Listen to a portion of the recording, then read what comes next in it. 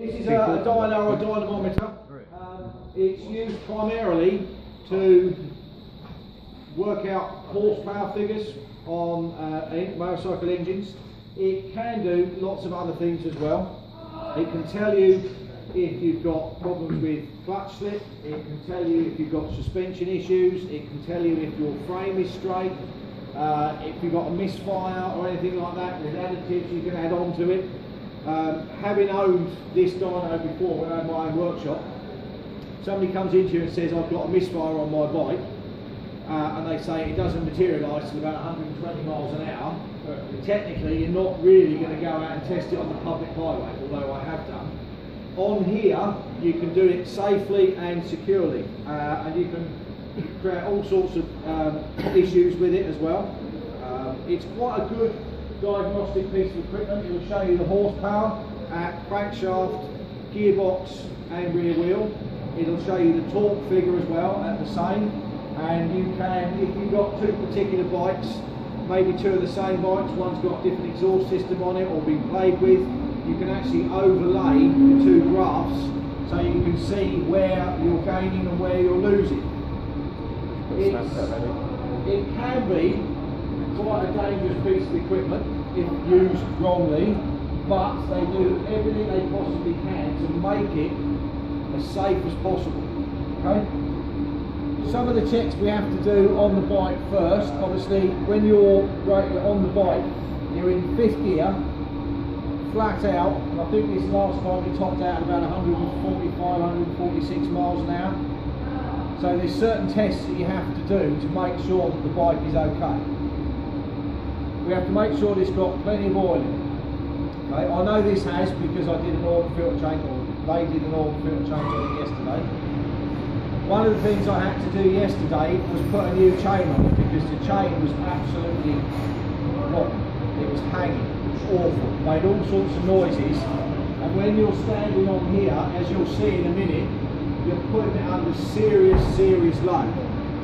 If the chain was to break, it could cause quite a lot of damage.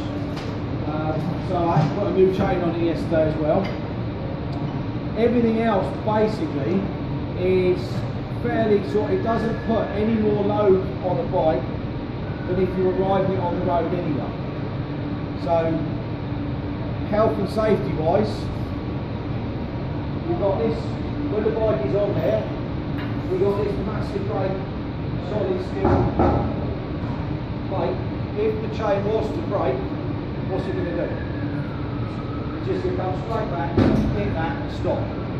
I have had people actually standing here videoing it while I'm doing it. So it's fairly safe. I've probably done well over 2,000 dyno runs in my time. I used to own this machine personally when I had my own business before I came to college. We bought it off my old business partner, set it up. In those 2,000 plus dyno runs, I only had two problems. One, an oil seal on an R1 burst on the oil filter, and it filled the room almost immediately full of blue smoke, which is quite unnerving because the first thing you think is, oh shit, I've blown someone's bike up. But as you can see there, on the corner there's a big red button. Anything goes wrong, bang, hit that, stops the dyno automatic. Just pull the clutch in, it stops the roll by air pressure. So that wasn't too bad, covered in oil, but not a problem. The second one I had, you know the huggers that go over the back tyres? There was a carbon fibre one on the bike, and the rear tyre was slightly out of balance.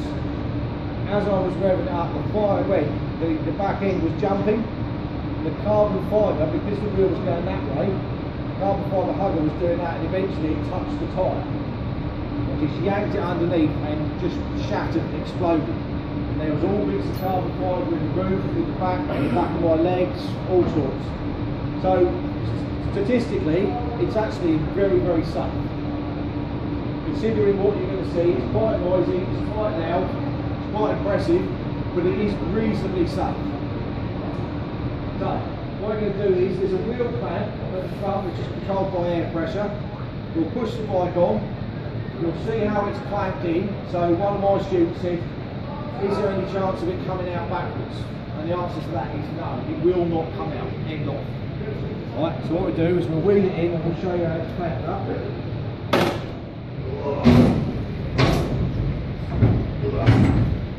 Bloody heavy when you push it. Oi, Twigs, alright to stand here when I film. Hang on. As you can see now, look. I'm going to come round a bit for you, you can see. Come round and see it. All that's holding that in now is just the wheel clamp. It's not going to go anywhere at all. Can you see alright? Come in. It's quite safe. Go on, here you come. It is quite safe. It's quite safe. Fairly safe. Me standing there with my trainers on. Right. Want to see what? Make some noise. Oh.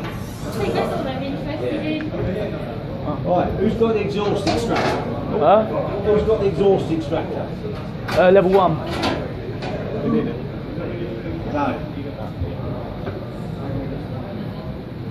If you want to do some videoing, come and stand around the back here.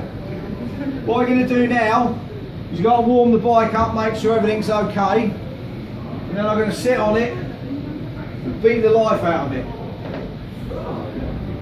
Mate, it's gonna be so fucking loud. Just blow it back.